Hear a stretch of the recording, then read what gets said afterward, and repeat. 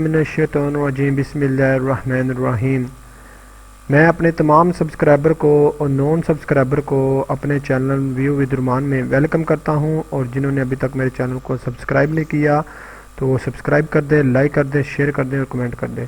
आज मैं आपके सामने MGT फाइनेंशियल मैनेजमेंट का क्यूज़ लेके आए हूँ, जो चैप्टर वाइज होंगे 1 to 3 में से। ये 10 to 3 लिख दिया, सॉरी 1 to 3 है, तो इसको लेके आया हूँ मैं। और इसमें कंसेप्चुअली थोड़ा समझिएगा, और मैं इसको इसलिए लेके आऊँ ताकि बच्चे जो मुझसे ऑनलाइन पढ़ रहे हैं उनकी हेल्प हो जाए, ठीक है, और जो बच्चे वैसे पढ़ रहे हैं तो उनकी भी हेल्प हो जाए, ठीक है। तो आप हमसे रब्ता भी कर सकते हैं, हम एक्टिविटी भी सोल्व करते हैं, लेकिन वो प्राइस लेके करते हैं, तो आप हमसे रब्ता कर सकते हैं, फी चार्ज करते हैं इसके लिए। लेकिन इसके लिए ये फाइनेंशियल मैनेजमेंट क्यूज़ दे रहे हैं, हम ऑनलाइन पढ़ाते भी हैं, जो हमसे पढ़ते हैं तो उनके लिए बड़े बेनिफिट हैं, ठीक है। उनको भी लिंक सेंड किए जाएंगे। और आज मैं फाइनेंशियल मैनेजमेंट के ये क्यूज़ लेके आया हूँ, चैप्टर 1 से 3 के हैं, ठीक है। तो ध्यान से समझना है, ठीक है। आगे चलते हैं, हम क्यूज़ की तरफ चलते हैं। क्यूज़ नंबर 1 है, जो वो कहता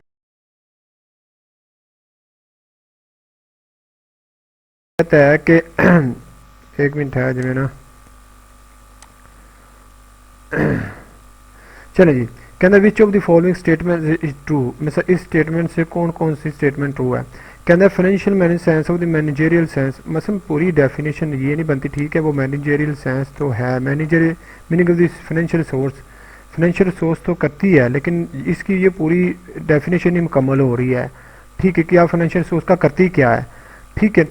उसके बाद कहता है finance is the science of the managing of the investment, ठीक है, बिल्कुल सही है। मनी मार्केटिंग बिल्कुल सही है, कैपिटल मार्केटिंग बिल्कुल सही है। लेकिन इसका मतलब ये नहीं है कि आपने फाइनेंस इसके ऊपर करनी है तो उसके मतलब तो रिटर्न के बारे में तो सोचना है ना आपने, ठीक है, ये भी देखना है। कहता finance is the science of the meaning financial resource and optimal pattern, किस तरह तरीके से हम ऑप्टिमल पैटर्न के जरिए अपने फाइनेंशियल रिसोर्स को कर सकते हैं, यूज़ कर सकते हैं, ठीक है। तो फाइनेंशियल रिसोर्स कैसे जनरेट कर सकते हैं ऑप्टिमल पैटर्न के जरिए, ठीक है। तो ये जो बताया है investment, money marketing, capital marketing, ठीक है। तो ये सोर्स है, फाइनेंशियल सोर्स करना है फाइनेंशियल मैनेजमेंट में, ठीक है।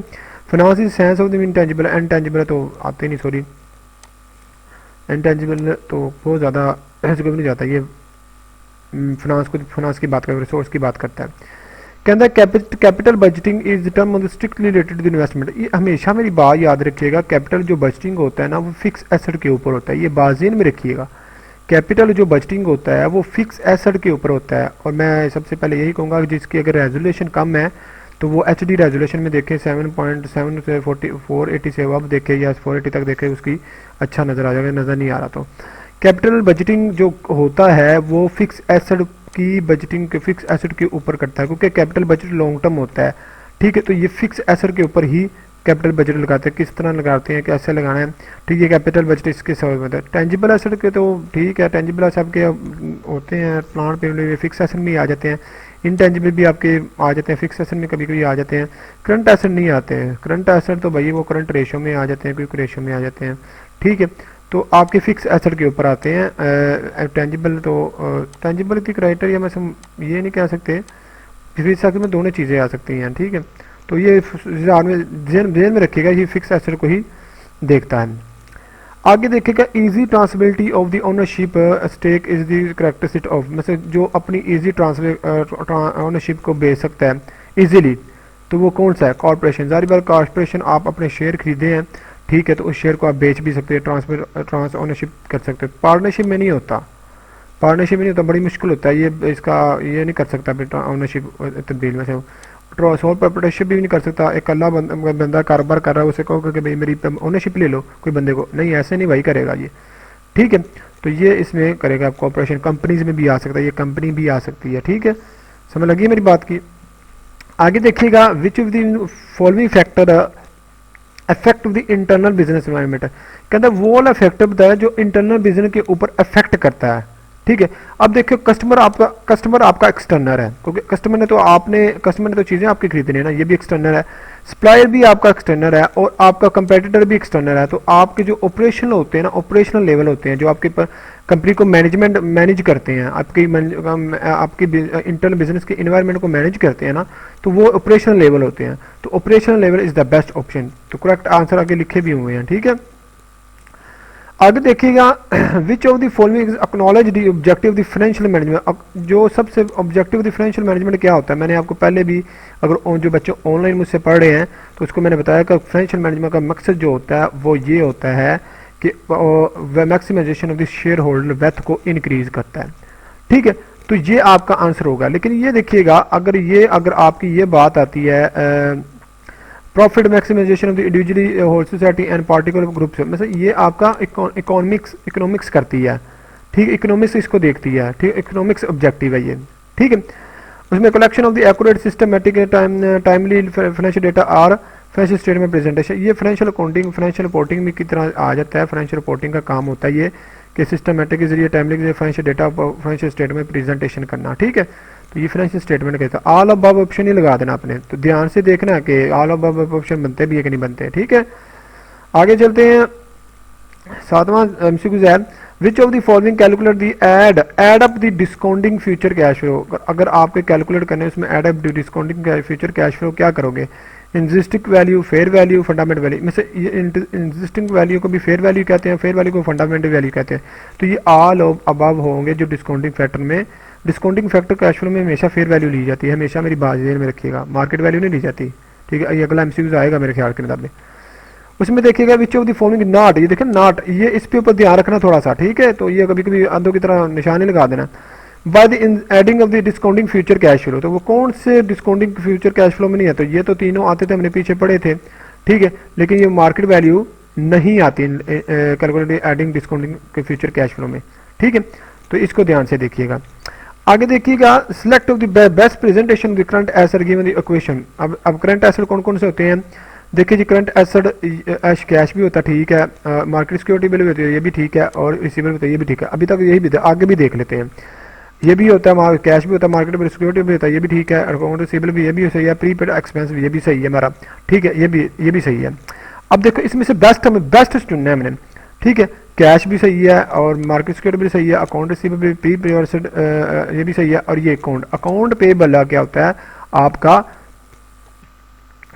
लाइबिलिटी होता है, ठीक है। तो ये ध्यान से देखिए, current asset is equal to cash, ये भी होता है, सिक्योरिटी भी होता है, अकाउंट रिसीवेबल होता है, प्रीपेड भी होता है, और प्रीपेड एसेट भी होता है, इन्वेंट्री होता है। ये सारी चीज़ें करंट एसेट में आती हैं, जो चीज़ें आती हैं ना, तो ये सही है बिल्कुल, ठीक है। तो ये भी है, ठीक है, ये भी सही है, लेकिन फुल कैश स्टेटमेंट में क्या कौन सी चीज़ें आती है वो उसने पूछा हुआ है।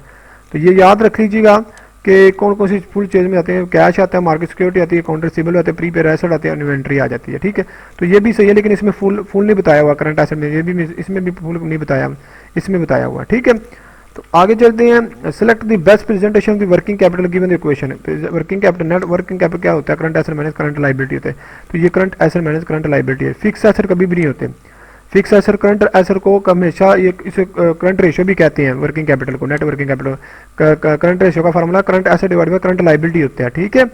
तो current asset minus current long term liability कभी जिंदगी नहीं हो सकता। तो ये भी आपने बस याद रखना, current asset minus current liability के होता है। कहता है asset is equal to liability plus किसके होता है, रेवेन्यू, बिल्कुल गलत, लोन के बिल्कुल गलत, शेयर होल्डर इक्विटी के होता है, इसको कैपिटल भी बोलते हैं हमेशा मेरे में, एक्सपेंस नहीं होते हैं, ठीक है। तो ये इक्वेशन है, asset is equal to liability plus capital share holder, ये भी गलत है, ये भी गलत है, ये भी गलत है, और ये बिल्कुल सही है, शेयर होल्डर इक्विटी, इसको कैपिटल भी बोलते हैं। ये जार बेन में जाकर कैपिटल लिख दिया तो सोचते ना रहा शेयर होल्डर इक्विटी किधर गई है, ठीक है।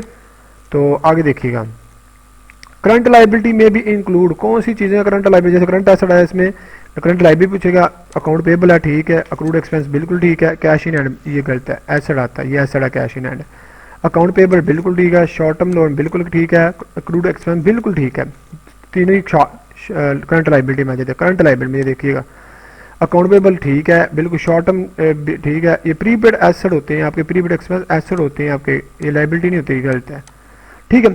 शॉर्ट टर्म आपके लोन होते हैं, बिल्कुल सही है। अक्रूड एक्सपेंस बिल्कुल सही है। लॉन्ग टर्म नहीं होते भाई, लॉन्ग टर्म में तो लॉन्ग टर्म आज तक करंट नहीं ना होते, तो ये भी गलत है।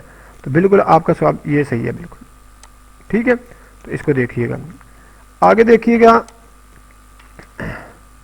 इनकम, इनकम किसके बराबर होती है? इनकम का कैसे आती है? जब आप रेवेन्यू में रेवेन्यू ज़्यादा हो, एक्सपेंस के रेवेन्यू आपके ज़्यादा हो और एक्सपेंस कम हो तो तब आपकी इनकम आती है।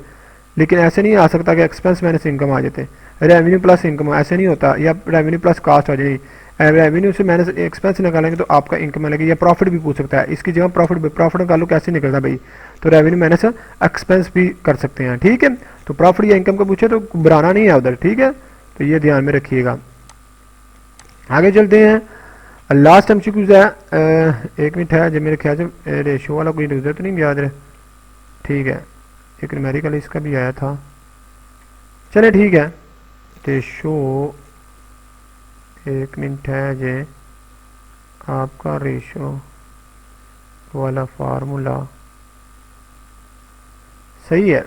एक रेशो वाला भी आया था मेरे ख्याल के मुताबिक, देखिएगा। कहता है which of the following margin sale of the 1200, net income 1200 and sale मारा 8000 है। अब नेट प्रॉफिट मार्जिन पूछा हुआ है, इसने मार्जिन प्रॉफिट का फार्मूला होता है